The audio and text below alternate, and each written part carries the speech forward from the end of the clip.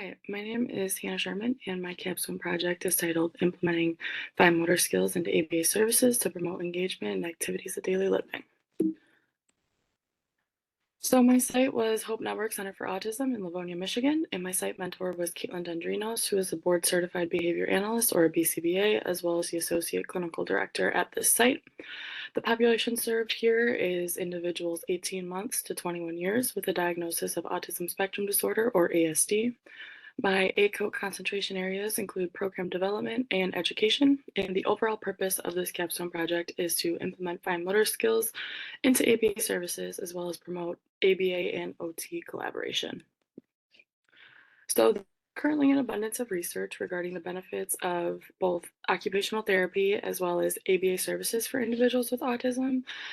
Both have the goal of improving overall independence and function for individuals with autism.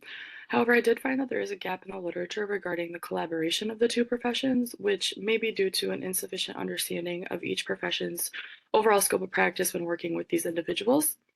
So the primary goals of this doctoral capstone experience were to implement fine motor skills into ABA service ABA providers about these skills, as well as to promote collaboration between the two providers.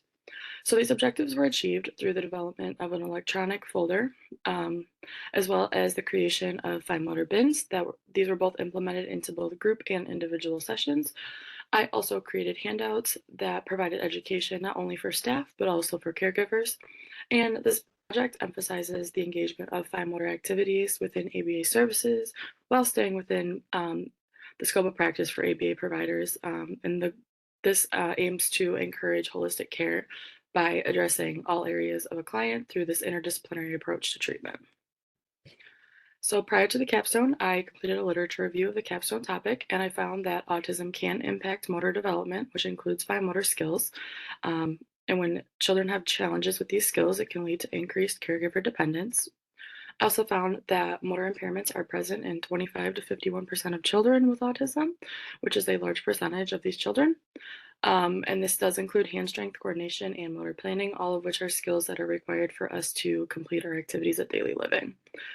I also wanted to look at the gap in the literature between the two professions. So I did find that while ABA is supported by research, a lot of its principles are not often applied in OT practice due to a misunderstanding or lack of knowledge of what these principles actually are.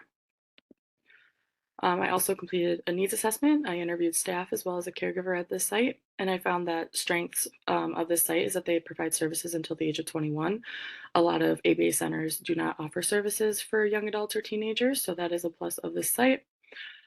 This ABA center is also a natural school environment, so it's located at an old school that closed. So it does have lockers for the clients to use on a daily basis, an outdoor playground, as well as classrooms with whiteboards and chalkboards.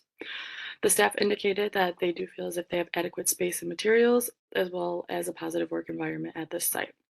Some weaknesses, there is no on-site OT or speech therapist, so it does create that caregiver burden. A lot of these children do have to seek additional services at other sites and companies, which can create that burden. And then also, they do naturally engage in ADLs throughout the day while they're at ABA services. However, ABA providers only have the knowledge of using a behavioral approach, so they're not getting that sensory integration or the motor skill approaches to ADLs. And then also, often insurance will deny goals that are directly related to ADLs. Some opportunities at this site are implementing motor skills into ABA programming, which is what this capstone project aims to do. Also, this facility does have spaces to support OT services. They have plenty of classrooms, they have a therapy gym, they have a washer and a dryer, and they have a full kitchen as well. And then some threats. This is a newer center with fewer clients, so families may want to seek out services at other sites that might have all of these services within one location. And then also there is typically a misunderstanding of ABA services. People don't fully understand the principles of their services based on the research. And also, similar to a lot of healthcare professions, getting insurance coverage can be tricky too. So objectives achieved during this capstone. Objective 1, I created a resource binder that was stored electronically in the company network. This binder has both background information on fine motor skills as well as various different activities for the children to engage in. This binder is over 100 pages, so it was stored electronically. However, it can be printed at any time by any staff member.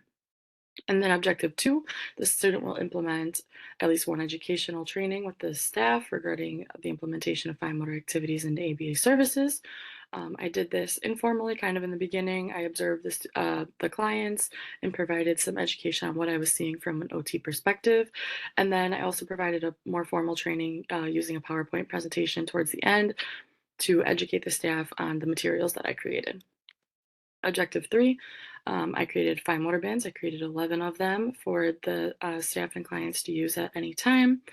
And then objective 4, I worked directly with the staff during the client sessions to implement both the fine motor bins as well as the fine motor binder. And the staff did a really good job of implementing both of these materials. And objective 5, creating a handout for caregivers to practice fine motor activities in the home. I ended up creating 3 handouts that can be used by both staff and caregivers as well. So some implications of the capstone: increased engagement, fine motor activities to promote developmental skills and independence. Some of these clients do not get direct OT services, so engaging in these more intentional fine motor activities throughout the day can help promote their developmental skills. Also, OT and ABA collaboration can help to increase that knowledge through education regarding the importance of interdisciplinary approaches to care. And then similarly, the use of OT strategies in ABA practice and vice versa can help promote the generalization of skills. So OTs can use ABA strategies to help promote positive behaviors during their services. And then ABA providers can use OT strategies and techniques to help the children engage in those naturally occurring ADLs during their days at ABA therapy. So, sustainability of this project: the staff did demonstrate a good understanding and implementation of the materials. They asked lots of questions to get a deeper understanding of the materials I created as well.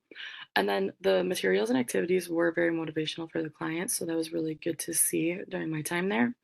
And then the fine motor bins are intentionally made from common household and office items so that they can be replenished by the staff, but they can also be replicated by caregivers at home. And then the materials are available in that company's electronic network, so they can be shared with other Hope Network sites as well. So, in conclusion, fine motor activities can be implemented into ABA services while staying within the scope of practice of ABA providers. And ABA centers can benefit from providing on-site OT services to help promote that ABA and OT collaboration. And this also provides a more holistic client care because we're looking at the client as a need, so as a whole, so that we're able to look at um, motor skills, sensory approaches, as well as behavioral approaches for these individuals. And then some lessons I learned at this site: I learned how to better communicate and collaborate with other health professionals. Also, given that there is no OT at this site, I learned how to better advocate for our profession as well as educate on what our profession does. Some limitations is that it is a smaller, newer center, as well as there is no on-site OT, so that is a limit as far as sustainability because motor skills are not the primary goal for ABA providers. So if there was an on-site OT, it would be more reaffirming for sustainability, and then that OT could also provide further education as needed. Some recommendations for this site: developing programs as well as providing education on sensory integration and gross motor approaches would be beneficial at this site. Also, I created handouts that could be given to caregivers, but providing direct caregiver education through training would also be beneficial. So for Appendix A, this is on the left, a picture of one of the activity pages that I created. They all follow the same format. And on the right is the table of contents for the binder. And for Appendix B, these are the fine motor bins that I created. And Appendix C, these are the handouts that I created for this site. And that is my capstone project. Thank you for watching.